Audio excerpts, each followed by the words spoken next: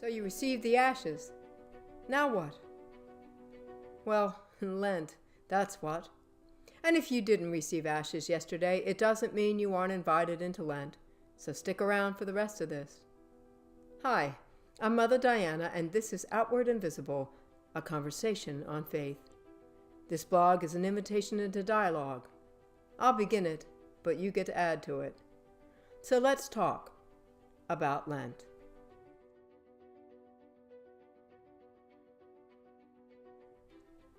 For many, Lent is a time when they try to give up something. Chocolate, alcohol, Game of Thrones. How's that working for you? Let me offer a suggestion. If you're going to try to live into Lent, first understand why you're doing it. Because this isn't about torturing yourself. That's absurd, and it isn't what God calls us to anyway. In the passage we read on Ash Wednesday, we heard this. Is not this the fast that I choose?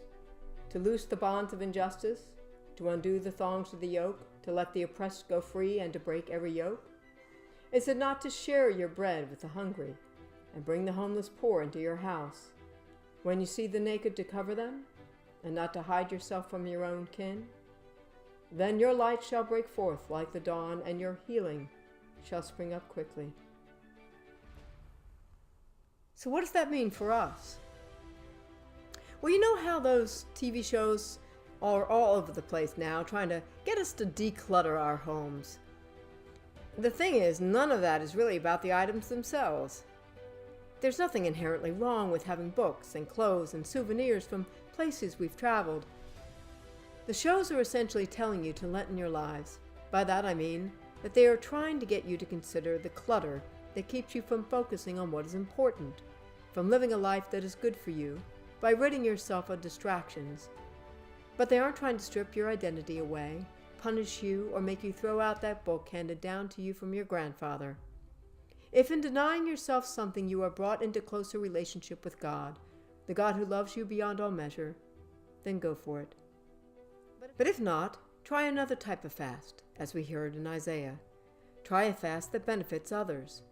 You can commit to giving up the use of plastic bags, or do an act of kindness each day.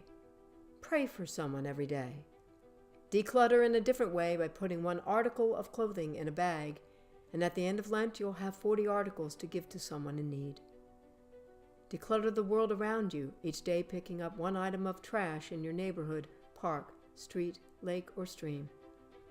Read something that feeds your soul, perhaps one page or chapter each day. Have some fun and learn about the men and women comprising the Church's calendar of saints by participating in Lent Madness, the online bracket competition where 32 saints of the Church battle to claim the golden halo. Or, if fasting is your thing, take a fast from anger, violence, real or on TV, jealousy, bitterness, and hate. And most especially, come to church. Come home for Lent. Links to some of these ideas will be posted in the comments section below. All of these are ways you can live into the intention of Lent, a time when we declutter our lives that we may return to God, the God who created us and who loves us beyond all measure, all of us equally.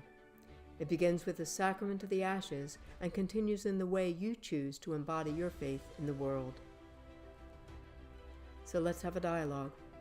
I invite you to post your own video or photos of what you have chosen to take on this Lent and why.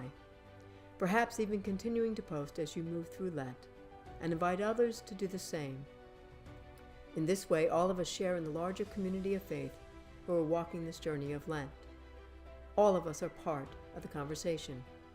Through our shared experience, we can grow closer to one another as we grow closer to Christ.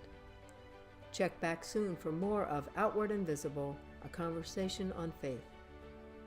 Until then, I invite you in the name of the Church to a Holy Lent, and may God be with you.